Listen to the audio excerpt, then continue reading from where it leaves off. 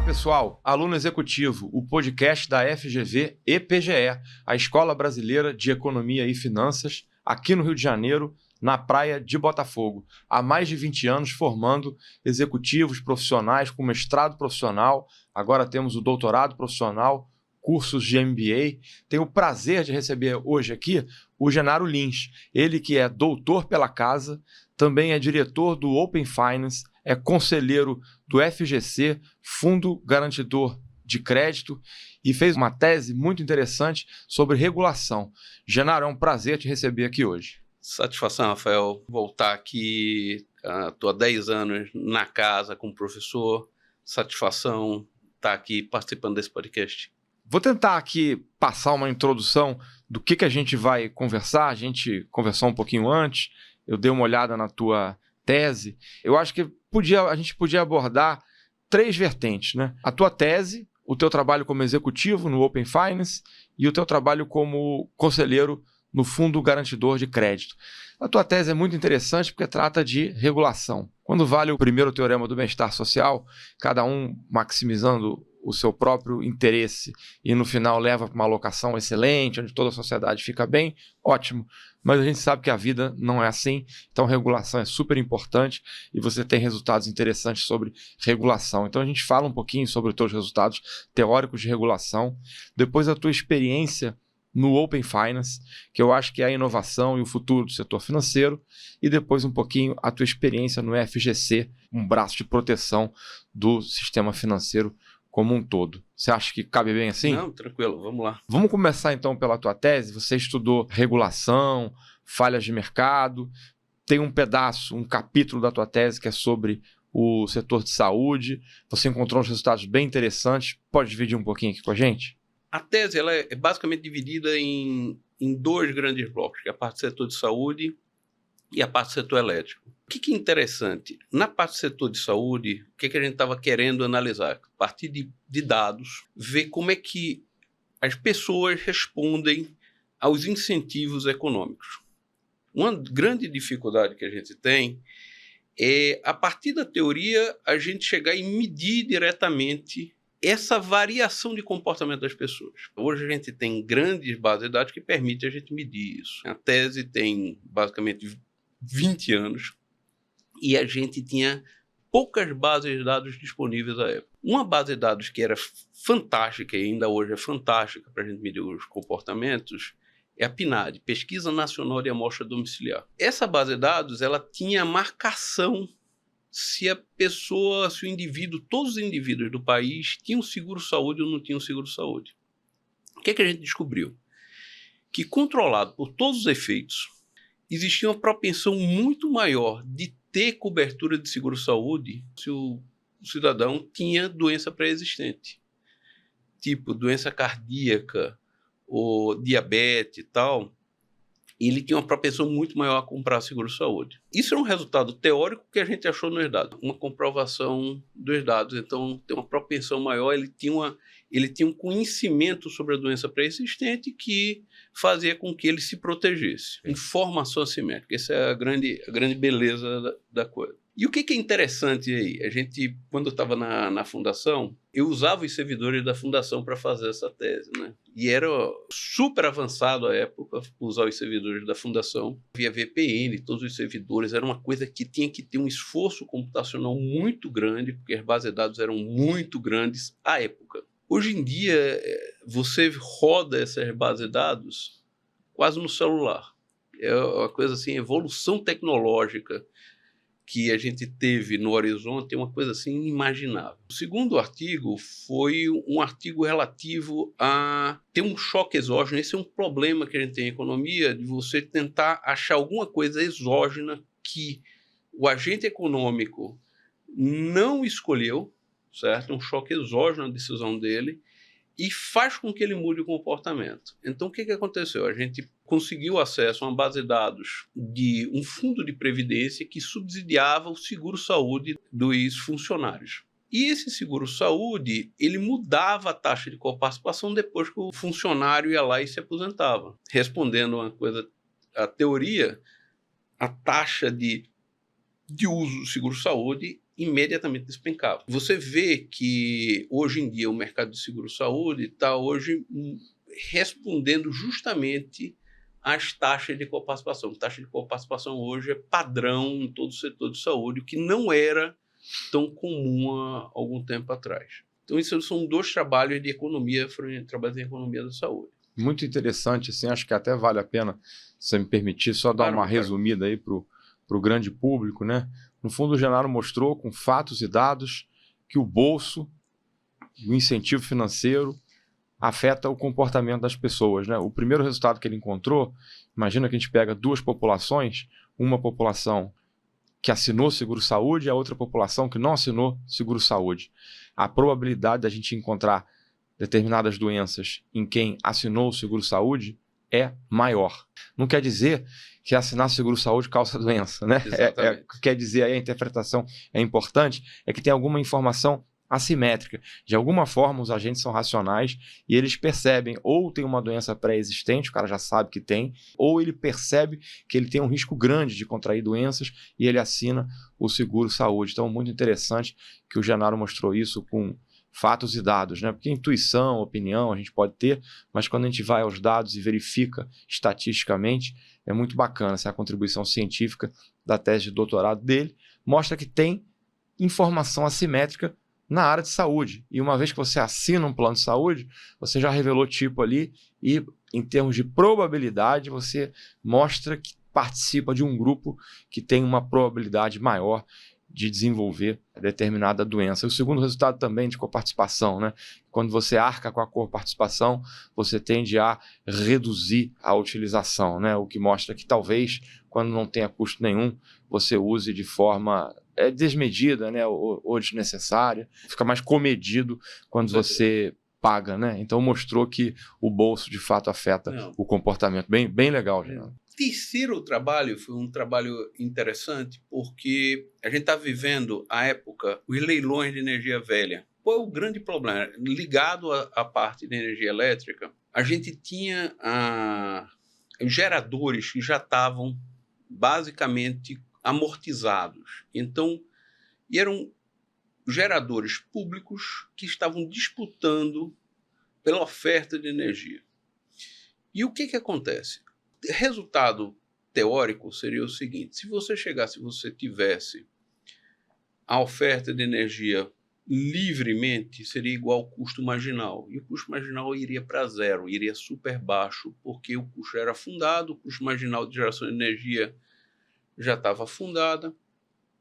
Então foi montada toda uma estratégia de leilões de energia, de tal forma que o resultado em relação ao leilão fosse meio intermediário, não fosse nem tão baixo, que não remunerasse os entrantes no mercado de energia, nem tão alto que prejudicasse o consumidor. Então houve todo um desenho do setor elétrico de tal forma que desenhasse do ponto de vista estratégico esses leilões. Qual é o problema disso? Ninguém sabia na prática qual resultado iria acontecer.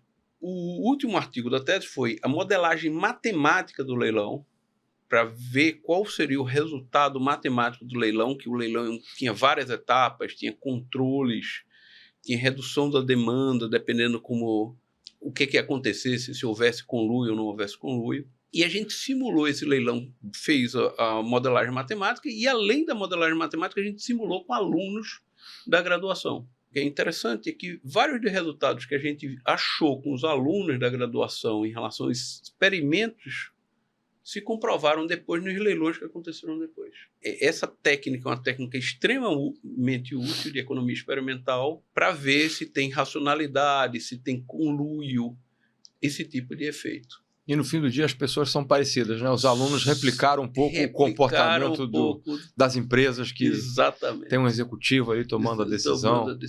Teve incentivo financeiro para os alunos nesse experimento? Teve incentivo financeiro para os alunos. Teve que responder minimamente incentivos financeiros para os alunos. Legal, até para replicar o ambiente do leilão. Muito legal, Genaro. Então você com toda essa formação quantitativa, formal, matemática, para olhar regulações, você hoje ocupa 2 cadeiras, eu acho que tem até sinergia, né? Você tem um privilégio assim, de olhar o sistema financeiro uma ótica da inovação e uma ótica da gestão de risco, né, que é o FGC, e a inovação, que é o Open Finance. Vamos começar pelo Open Finance. Você é diretor no Open Finance, que é uma plataforma moderna, né, também uma mudança de regulação puxada aí pelo Banco Central, onde, se eu entendo bem, você tem a disseminação da informação, né? Eu vou tentar formular o problema assim de um jeito bem raso e você elabora um pouco a tua experiência lá no Open Finance, né? Imagina que você tem uma cliente de um determinado banco que vai todo dia lá conversar com o gerente dela, desenvolve um relacionamento e ali, parecido com o problema que a gente discutiu da área de saúde, você cria uma informação assimétrica. O gerente do banco conhece bem a senhora conhece bem a gerente do banco, e aí desenvolve uma relação. Isso, por um lado, é bom, mas, por outro lado, pode coibir competição, né? Pode ter outros bancos interessados em prestar o mesmo serviço para aquela correntista e não ter acesso à informação. E aí o Banco Central entendeu que isso pode ser uma coisa perversa para o mercado e começou a promover um pouco mais a democratização dessa informação, né? O histórico, a condição financeira, a renda, o apetite a crédito dessa correntista, poder estar disponível para outros bancos para estimular a competição e, no fim do dia, quem sair ganhando são todos os correntistas, todo mundo que participa do sistema financeiro. Essa é a mágica do Open Finance, está muito conectado com a inovação e o Genaro é um dos executivos que está participando e ajudando a tornar o sistema financeiro mais moderno, mais forte e mais adequado aos clientes, né?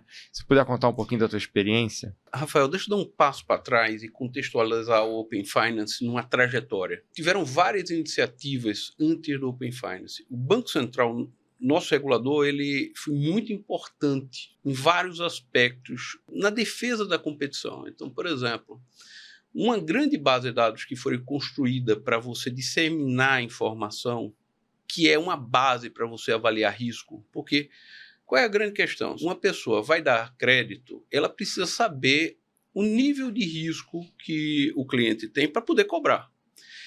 Se você cobra correto, ela vai ter o nível de inadimplência, vai ter o retorno e ela vai ser remunerada por isso. O que acontece? Se você não tem essa informação sobre o nível de risco, quem tem informação tem uma proteção muito grande e tem condições de ter um poder de mercado. Então, por exemplo, se eu sou detentor das informações sobre o Rafael, eu sei exatamente o nível de risco do Rafael, eu cobro uma taxa de juros para o Rafael, mas como as outras pessoas não têm essa informação, a taxa de juros que as outras pessoas vão cobrar do Rafael vai ser muito mais alta, do Genaro. Você vai cobrar uma taxa de juros para ter um lucro, mas o risco só é remunerado adequadamente. Se você não conhece, você bota uma margem de segurança e cobra muito mais caro. Se só sou eu que sei o nível de risco do Rafael... Só você que não tem a margem de segurança. E aí fica mais barato. Mas eu posso chegar e colocar um markup, que é o poder de mercado, porque só eu sei o nível de risco do Rafael. Disseminar de uma forma, como é que se diz, com proteção, as informações de tal forma que os entrantes no mercado tenham condições de avaliar o nível de risco do Rafael é fundamental. Há cerca de 15 anos atrás, o Banco Central instituiu uma base de dados que chama SCR, a Central de Riscos, onde detém todas as informações de crédito tomados de todos os CPFs e CNPJs. Essa foi a primeira inovação no mercado que foi fundamental. Acho que é sistema de compartilhamento de risco, né? Sistema de compartilhamento de risco, exatamente.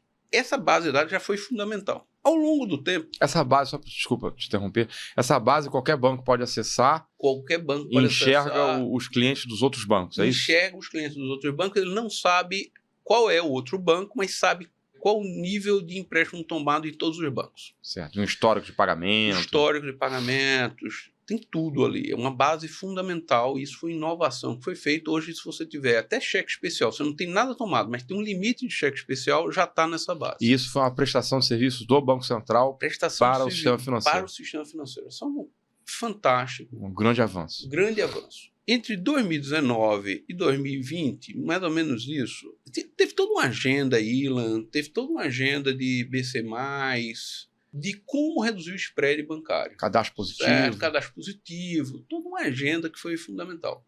Uma das inovações que foi colocada foi olhar para fora e dizer o que está acontecendo no mundo em relação a inovações, em relação a crédito para aumentar a competitividade. E aí, no Reino Unido, estava acontecendo uma inovação, que era uma inovação fantástica, que era o Open Banking, que era o dado, era uma vertente da LGPD, onde você dizia que o dado não é da instituição financeira, o dado é do cliente. Então, se o cliente quiser compartilhar esse dado com uma outra instituição financeira, ele pode, porque o dado é dele, é o que diz a LGPD. O Banco Central olhou aquilo ali e disse, não, nós vamos implantar no Brasil. Técnicos de altíssimo nível, certo? Ouviram grandes consultorias e disseram, não, vamos implantar. Foram para o Reino Unido, pesquisaram e trouxeram a ideia para cá. Isso foi implementado na gestão do Roberto Campos. Começou já antes. Começou no ILAN. É muito com o servidor de carreira do banco, que é um corpo técnico fantástico, né? Mas só para pontuar no tempo, assim, foi na gestão do que ele lançou. Na realidade, eu acho que foi na gestão do Roberto Campos que começou. Acabou de fazer 5 anos agora. Eu acho que é Roberto Campos. Fez aniversário de 5 anos agora. Com certeza, 2020. Exatamente. Mas era um trabalho que já vinha sendo feito. Mas assim, foi um trabalho que foi plantado pelo ILAN, mas assim, até mesmo... Antes, talvez. Então, assim, é continuidade de um trabalho. É por isso que eu quis colocar o Open Finance numa jornada do Banco Central. Certo. E dos servidores, né? Dos servidores. Um programa de doutorado, muito servidor com... Vários colegas nossos da capacitação. Vários colegas nossos. Um trabalho técnico. Né? O que acontece? Você chega e diz, poder de mercado é ruim. Depende. Se é você o detentor de poder de mercado, não é tão ruim assim, entendeu? Vários dos detentores... Ruim para quem, né? Exatamente. Ruim para quem? Então, vários dos detentores de poder de mercado... Não gostaram. Não gostaram desse primeiro arranjo. Só que foi tocando. A agenda foi continuando. E hoje é uma agenda consolidada. E é uma agenda consolidada em 2 aspectos. Hoje, o Open Finance, que faz as transmissões de informações, então eu posso chegar no meu aplicativo, eu tenho 2 contas, eu tenho uma conta no Banco A e eu tenho uma conta no Banco B. E eu posso pedir para o Banco A acessar as minhas informações do Banco B. Moral da história, score de crédito, ambos os bancos vão saber toda a minha vida e vão poder me dar um crédito justo. Essa seria a visão inicial sobre difusão de informações. Mas Open Finance não é só isso. Open Finance também é inovação. Então, hoje em dia, você tem condições de ter vários produtos vinculados ao Open Finance. Então, por exemplo, você tem Pix por aproximação. Você chega lá, tem um iniciador de pagamento, você aproxima num POS, numa maquininha, imediatamente, você já deu a sua autorização, imediatamente você vai lá e vê quanto é que vai ser debitado e via Pix debita da sua instituição financeira. Por que isso é fantástico? Isso é aspecto de inovação. Imagine que você está para entrar num cheque especial. Antes de entrar no cheque especial, uma outra instituição pode monitorar a sua conta e dizer, não, peraí, você não precisa dessa linha do cheque especial. Eu vou lhe dar um empréstimo aqui, já deposito um dinheiro na sua conta, eu sei que você é bom pagador, não precisa entrar em cheque especial. Vem para mim. E aí deposita na conta do sujeito e ele vai lá e paga. Então, hoje em dia tem... Deixa eu provocar com 2 comentários. Eu acho que, primeiro, essa história de que o dado é o novo ouro, o novo petróleo, né? Muito legal, mas se a gente tem um Banco Central super ativo, um xerifão ali que fala, o dado vai ficar público e aberto para todo mundo, você quebra um pouco isso, que eu acho que tende a ser uma coisa boa, porque você estimula a competição entre os bancos e quem ganha a gente sabe que o consumidor é que ganha com competição, ok. É uma segunda provocação, assim, toda inovação, ela traz coisas boas, mas pode trazer também um certo risco. Se pegar um banco grandão, que faça muita coisa com seu cliente, oferece um cartão de crédito premium, dá um crédito, serviço de conta corrente, coloca uma agência na rua com um cafezinho para sentar, ter um atendimento humanizado. É um bancão que oferece uma gama de serviços para o seu cliente. Eu me lembro, de algum tempo atrás, escutar aquela história do subsídio cruzado, né, ou da reciprocidade. O cliente faz um crédito e paga uns juros, e aí aquilo ajuda a financiar um outro serviço que não é remunerado de forma explícita. Então você tem ali uma prestação de serviço embutido. Quando você traz esse compartilhamento dos dados e essa agressividade maior do ponto de vista competitivo, a pergunta é, será que a gente não pode ter um bancão desses oferecendo uma prateleira de serviços, e aí vem um banco bem menor e bem mais especializado e subtrai numa determinada dimensão todo o benefício que aquele banco grande estava tendo, muda um pouco a lógica bancária, e aí já que a gente está falando de inovação, se você quiser fazer um exercício de projeção, né? Será que os bancos lá na frente vão ser muito diferentes? Acho que vão, né? Já estão ficando cada vez mais diferentes. Você contar para a gente, dividir um pouquinho com a gente, como é que você vê o banco do futuro? Eu acho esse tema extraordinário. Na realidade, o que acontece é o seguinte. Primeiro, a competição vai aumentar muito. Hoje, o maior vendedor, uma estatística que eu vi, de iPhone hoje no Brasil é um grande banco. Programa de fidelidade e tal. E ele vende duas coisas. Ele vende a parte do iPhone, porque ele tem lucro ali naquela linha de negócio, mas ao mesmo tempo ele fideliza o cliente. A grande questão do conceito, e aí mas ele deve fazer um subsídio cruzado, né? Ele tem um certo subsídio cruzado, como por exemplo, a parte... Porque para ele ganhar de alguém que, sei lá, de uma companhia telefônica, ele tem que ser competitivo em preço, talvez, né? Não, ele é competitivo em preço. O que ele faz, uma das estratégias é o seguinte, você paga 70% do valor do iPhone e no final você pode devolver ou não o aparelho. E aí, obviamente, tem um cálculo de retorno e valor tal que é incrível. A sua pergunta está perfeita.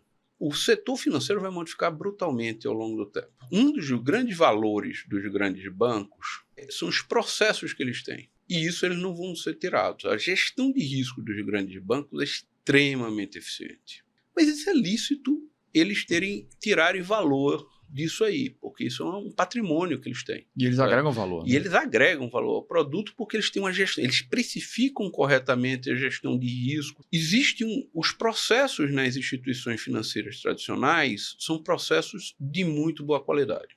Agora, os entrantes, que hoje já não são tão entrantes, também hoje são extremamente eficientes. Então, quando você pega os que não estão na classificação dos bancos, tem o S1, S2, S3, S4, que é o porte dos bancos. Então, alguns dos entrantes são S2 ou são S3.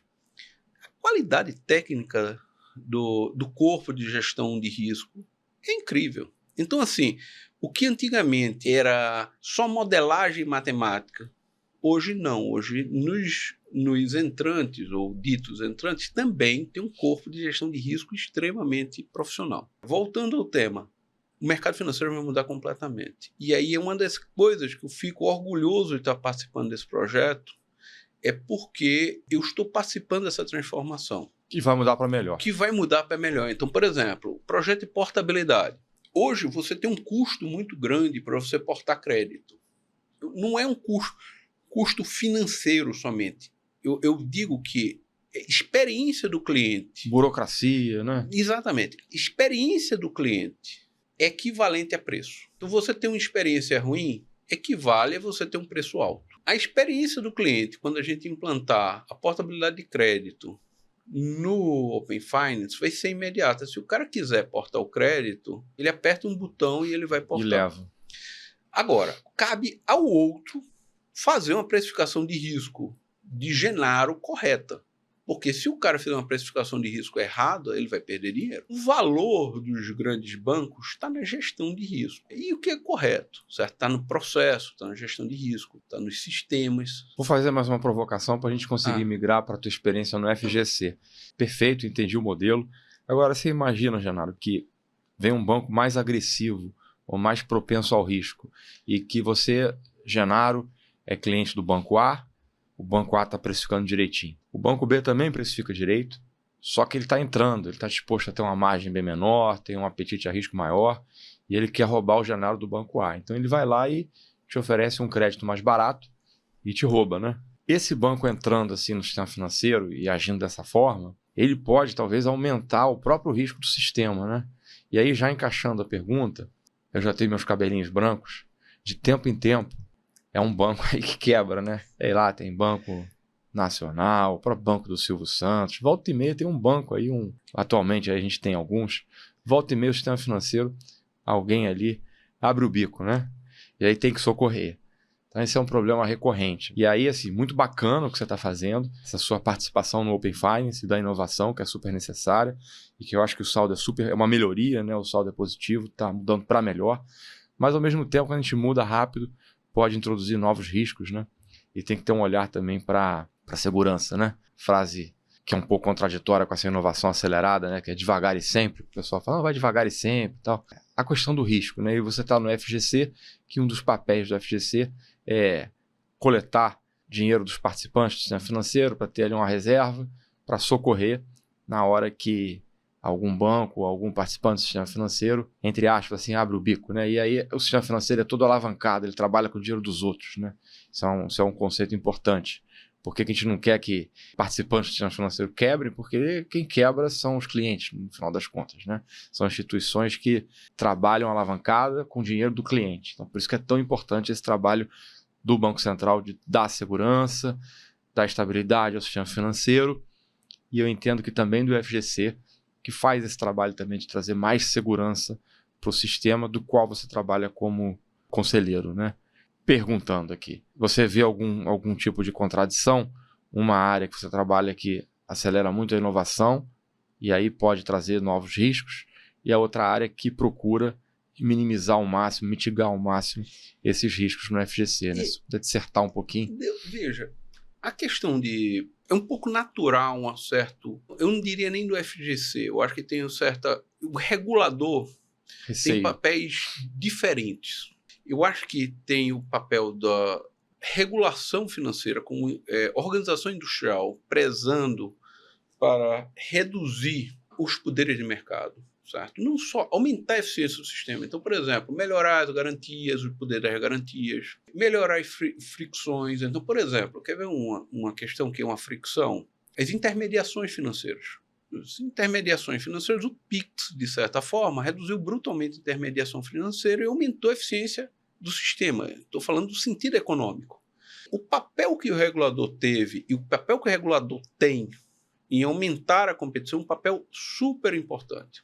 Tem um outro papel que eu não diria nem do FGC, diria que é o papel de supervisão financeira super importante, que é manter as exigibilidades para fazer frente às intempéries. Eu acho que esse seria a grande questão. Então você chega e você tem que ter um colchão onde, se você tiver alguma coisa num ciclo econômico adverso, você tem uma certa proteção.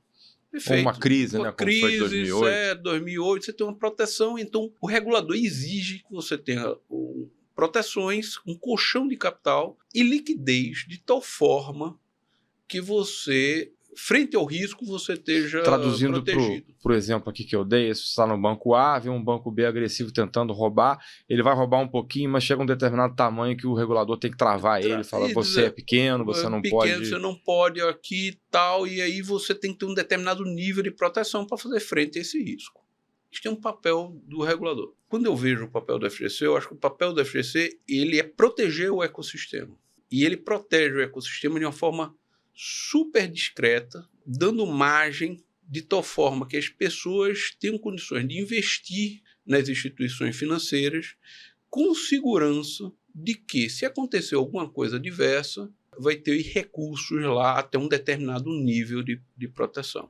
E o papel do FGC ele vai fazer basicamente 30 anos, teve um papel fundamental na história do sistema financeiro, uma instituição que está ao lado do Banco Central nessa proteção. Acho que eu vejo o FGC olhando nisso. Acho que ele não é um protagonista, um parceiro. Ele é um parceiro do regulador. Obviamente, o regulador tem mais informações, ele está lá no dia a dia, mas ele atua em parceria com o regulador, dando a garantia de que tem recurso suficiente para fazer frente a um cenário adverso. Eu vejo que problemas em instituições financeiras, então, por exemplo, problemas de gestão de risco são coisas naturais de acontecer. Quem faz uma gestão de risco temerária ou não tem expertise em gestão de risco, quebra. E isso é um problema que acontece. Na minha visão, o FGC está ali, não está ali para proteger o sistema ou regular o sistema. Isso é o papel do nosso regulador. E eu acho que tem profissionais extremamente qualificados e para isso. Assim. Tem um problema de economia famoso, que é o moral hazard, né?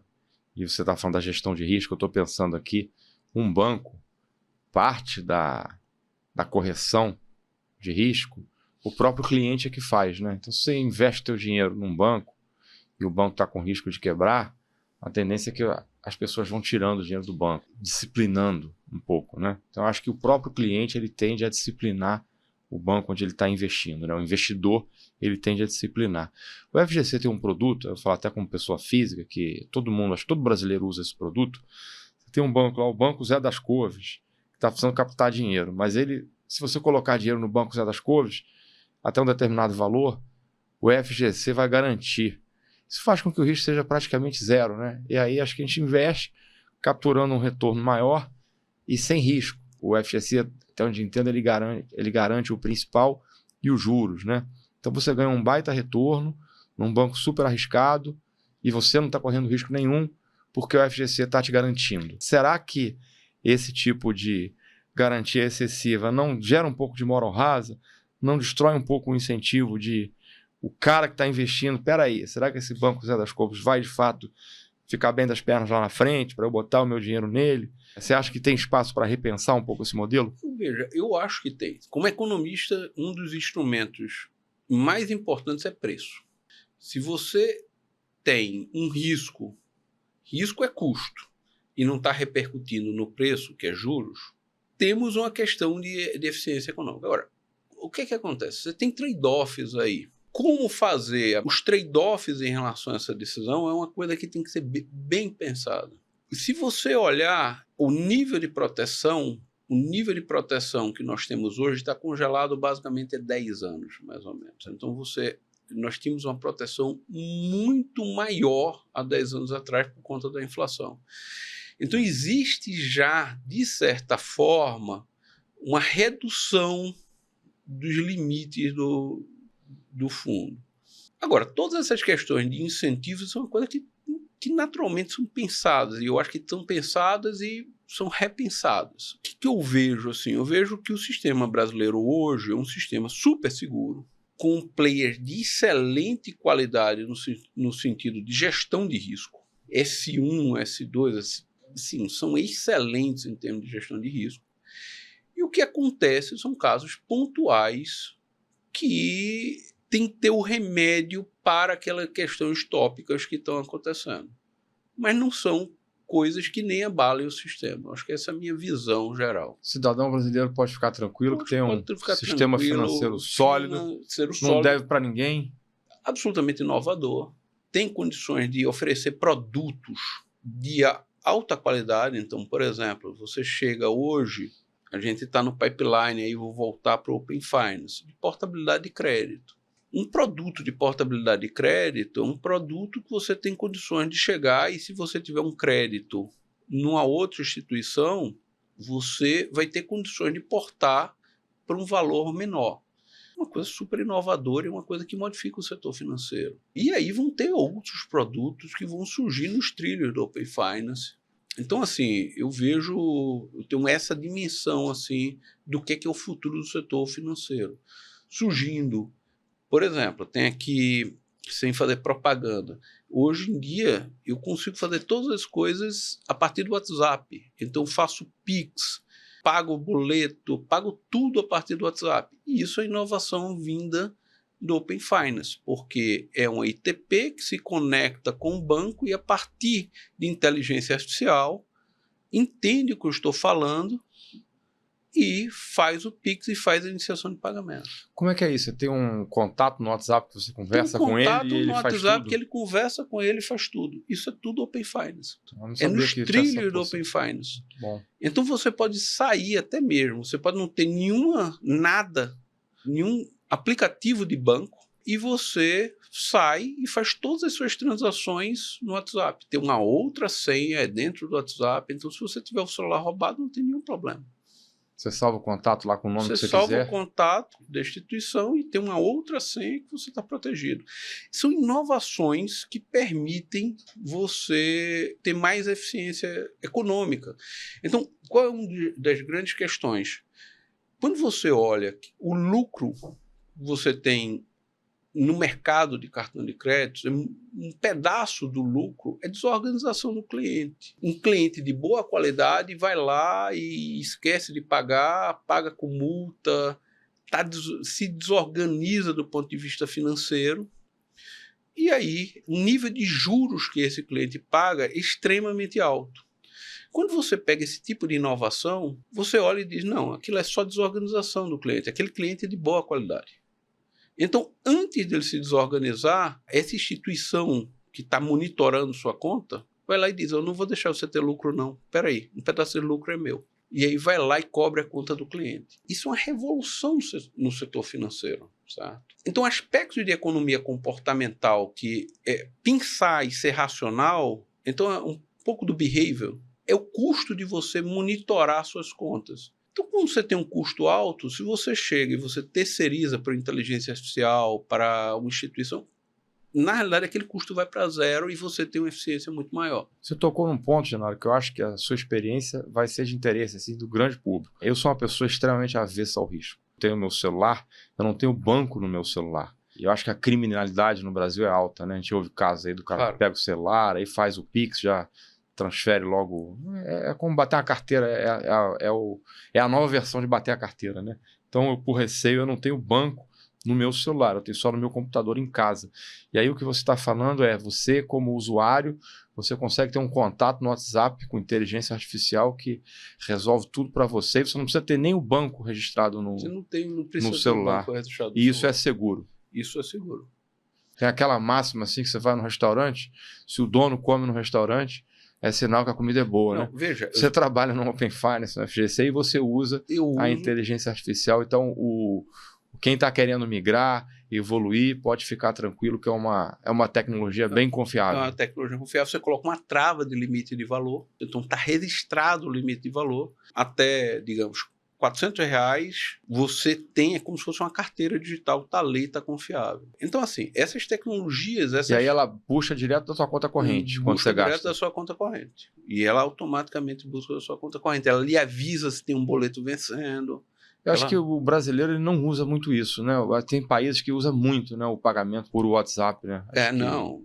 Mas cada vez mais essas coisas vão entrar no cotidiano. É engraçado o seguinte, quando eu cheguei para começar a trabalhar no setor financeiro, o número de transações na agência era 60% o valor total.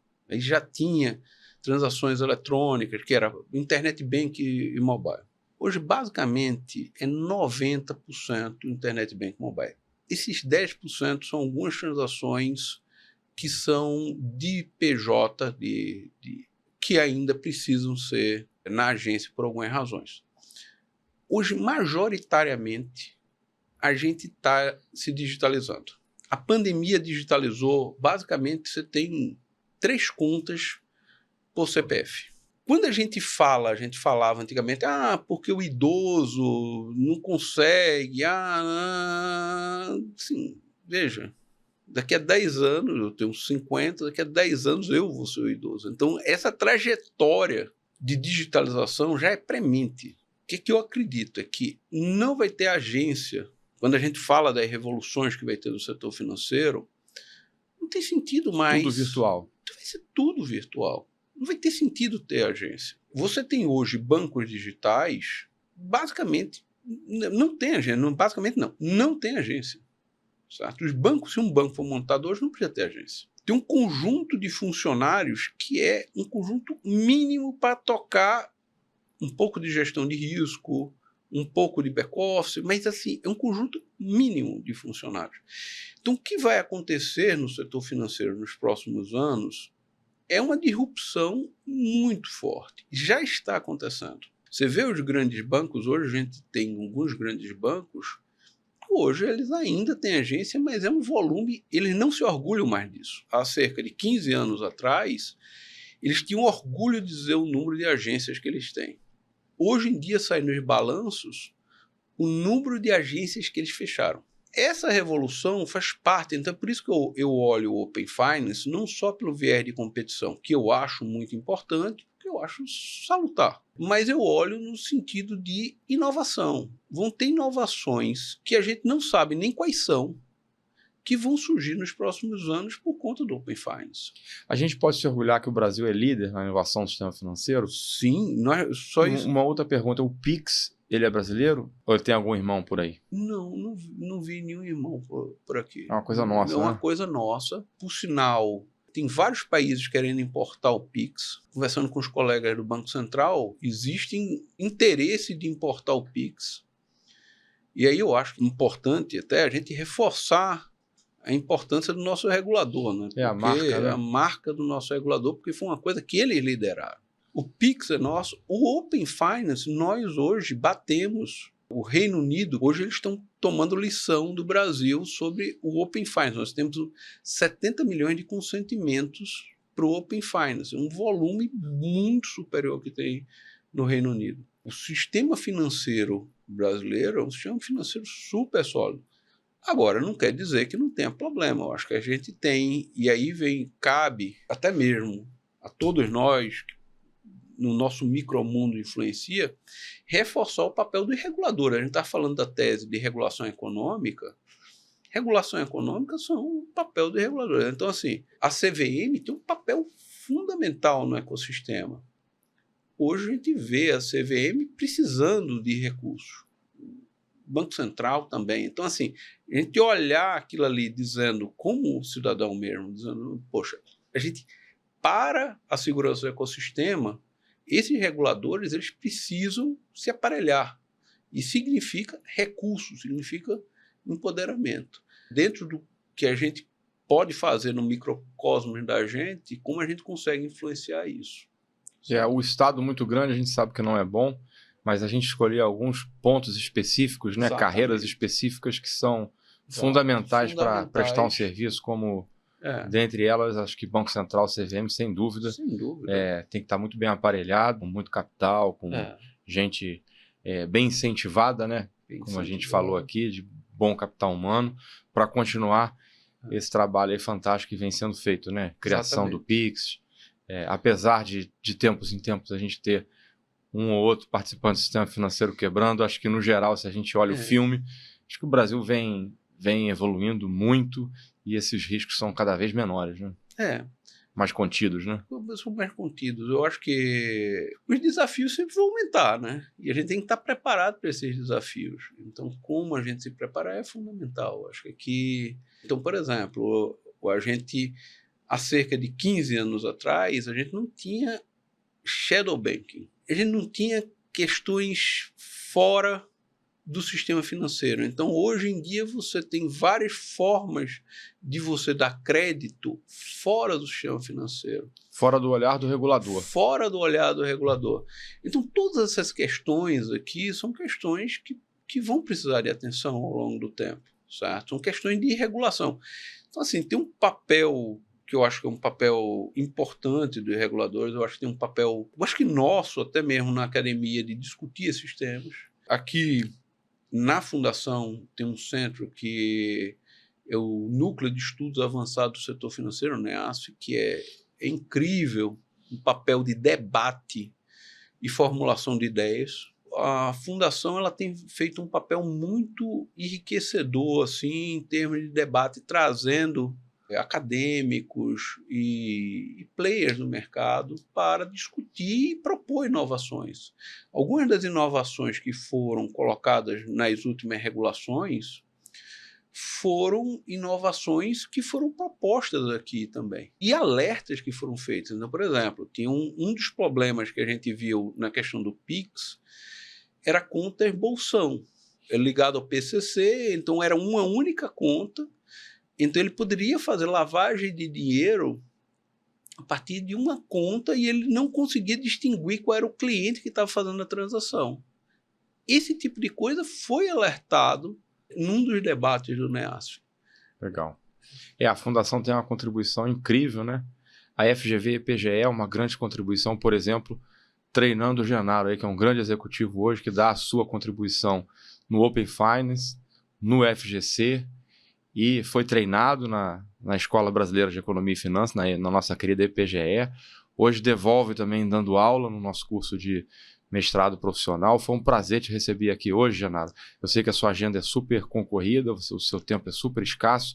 Obrigado por ter aberto um espaço na agenda e ter vindo aqui dividir um pouquinho do seu sucesso. O programa aqui, o Aluno Executivo, o objetivo é trazer o sucesso dos nossos ex-alunos, né? E o Genaro, um executivo de sucesso, veio dividir aqui um pouquinho da trajetória com vocês. Espero que inspirem aqueles que estão estudando com a gente ou que querem entrar na escola a também ter uma trajetória de sucesso assim como a do Genaro. Muito obrigado.